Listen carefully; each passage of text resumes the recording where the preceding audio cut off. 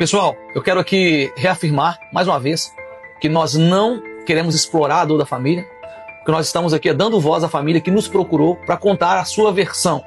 Lembrando que a família quer que a cidade saiba exatamente o que aconteceu com o Melvin, para que as narrativas que estão sendo construídas não venham prosperar. Estou aqui com o cunhado do Melvin e eu quero perguntar a ele quais são os procedimentos que a família vai estar tomando, quais são as decisões que a família está tomando, e se a família recebeu algum contato do prefeito, do secretário, enfim, vou ficar à vontade. Então, nós, por decisão própria, né, procuramos as unidades de saúde, tanto de Serra Sede quanto de Castelândia, solicitando a documentação, todo o prontuário, o que foi feito de medicação, quem o atendeu, qual foi o enfermeiro que aplicou a medicação, qual foi o procedimento, por que da classificação incorreta de um paciente sem movimento nas pernas, visto que a própria classificação deles diz que era muito urgente a classificação dele. Onde que essa classificação foi equivocada? Essa classificação foi equivocada nos dois locais das duas UPAs. Eles possuem quadro de classificação logo na entrada, e esse quadro diz claramente que a situação muito urgente, que é a de pulseira laranja, ela dispõe de pacientes que têm sério risco de perda de movimentos dos membros ou função dos órgãos, que era o que já acontecia com o Melvin. O Melvin já não tinha movimento nos seus membros inferiores, as pernas, e as mãos também não tinham mais movimentos, então ele devia no mínimo ser classificado como laranja. Não foi, a gente tem foto que comprova isso, o prontuário também vai comprovar, a não ser que seja manipulado. E no UPA de Castelândia, que foi o último atendimento, da mesma forma, ele foi classificado novamente de maneira equivocada e ficou por 2 horas esperando um atendimento. Qual foi a pulseira que deram a ele no UPA de Castelândia? No UPA de Castelândia, até onde eu sei, porque eu ainda não recebi o prontuário, a cópia do prontuário, foi classificação amarela também, né? Que é urgência, mas não tão urgência, ainda tem 2 classificações mais urgentes acima, né? E nós procuramos as direções dos hospitais, das 2 UPAs, para entender o porquê dessa classificação, para entender o porquê dessa medicação, para entender o porquê desse diagnóstico precipitado de uma médica que não tinha acompanhado o caso desde o início, para entender todos os porquês. E a resposta que nós tivemos é que nós precisamos de 10 a 15 dias úteis para receber a cópia desses prontuários, sabe-se lá por que motivo, sabe-se lá por qual intenção, esse prazo longo, né? E quero reafirmar que a gente já tomou todas as medidas cabíveis, que nós temos todos os comprovantes, seja de mensagens, fotos e ligações, de todos os horários de entrada, saída, translado entre os hospitais, e que esses documentos não vão ser manipulados, porque nós temos como provar. Quero reiterar também, vereador, o que é muito importante, né? O que consterna ainda mais a gente, é que a gente não recebeu uma ligação, a gente não foi procurado pela Prefeitura Municipal, pela Secretaria Municipal de Saúde, pela Subsecretária Municipal de Saúde, pela Secretaria de Saúde do Estado, pelo Governador do Estado. Ninguém sequer teve o trabalho de prestar condolências à família após essa sequência de erros. Quero reiterar também que a gente está entrando com a solicitação das imagens, porque as imagens são parte muito importante do auto, né?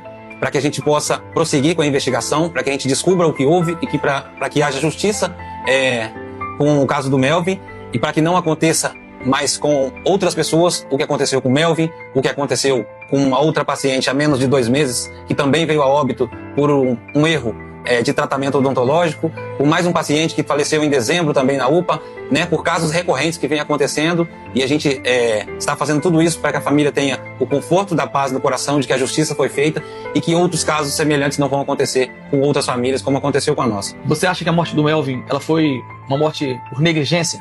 Tenho certeza absoluta que a morte do Melvin foi por negligência. Tenho certeza absoluta. Por todo esse processo, né? Inclusive foi um questionamento que eu recebi das pessoas que me receberam na UPA de Serra Sede, foi de que o atendimento teria sido rápido. E eu respondi que rápido, nesse caso, era subjetivo, porque ele chegou às 5 da manhã, foi liberado às 9h30 da manhã, liberado por alta, sem estar com o seu caso resolvido. O Melvin saiu às 9h30 da manhã, pior do que ele entrou às 5 da manhã. Então, eu não sei qual é o entendimento de rápido que a unidade de pronto atendimento de Serra Sede tem, mas para uma vida, 4h30 de atendimento de diagnóstico errado é muito demorado, não é nada rápido. O que a família pretende fazer? Processar o Estado, processar o município, porque o Jaime é do Estado e os UPAs são do município.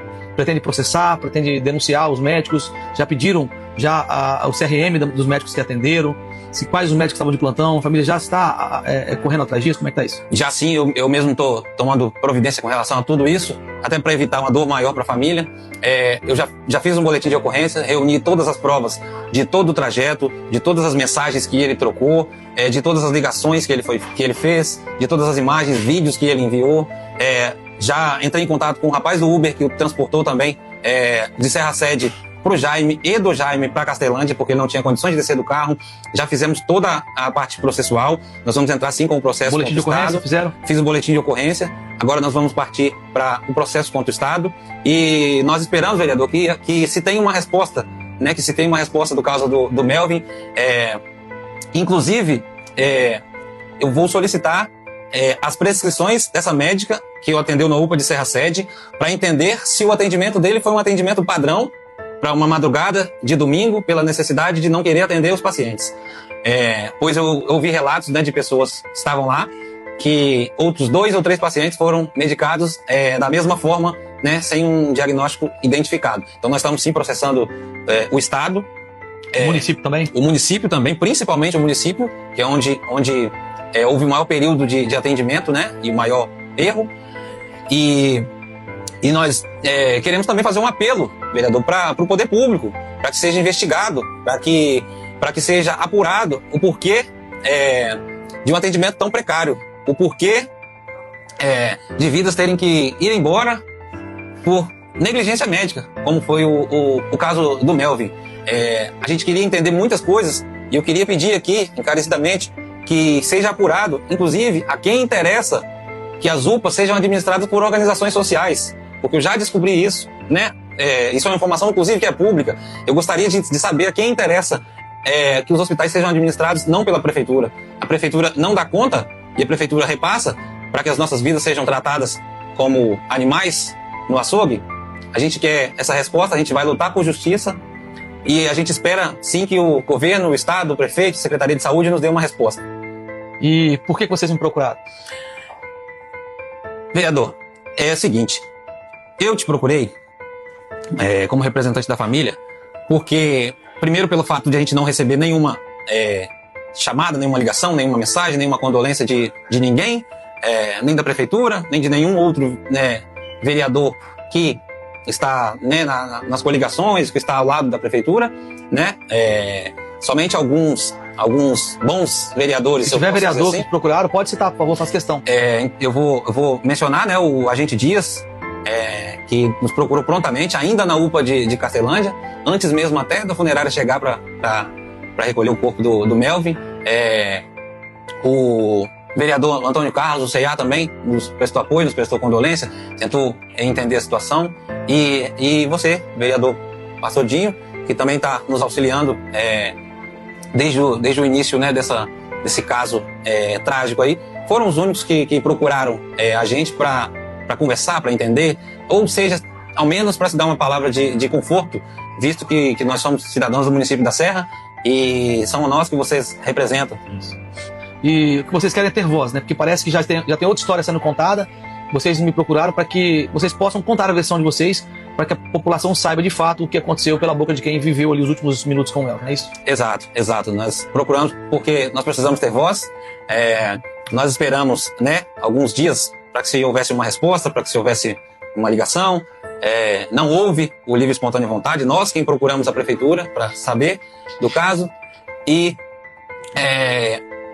se a gente não procurasse quem realmente está tendo vontade de ajudar a população, nós não teríamos voz. Então a gente procurou você, o próprio Dias, para que a gente pudesse fazer com que as pessoas saibam a verdade do que aconteceu, do que vem acontecendo na cidade da Serra, na saúde da Serra, para que não continue acontecendo com outras famílias, com outras pessoas. Quantos anos tinha o Melvin?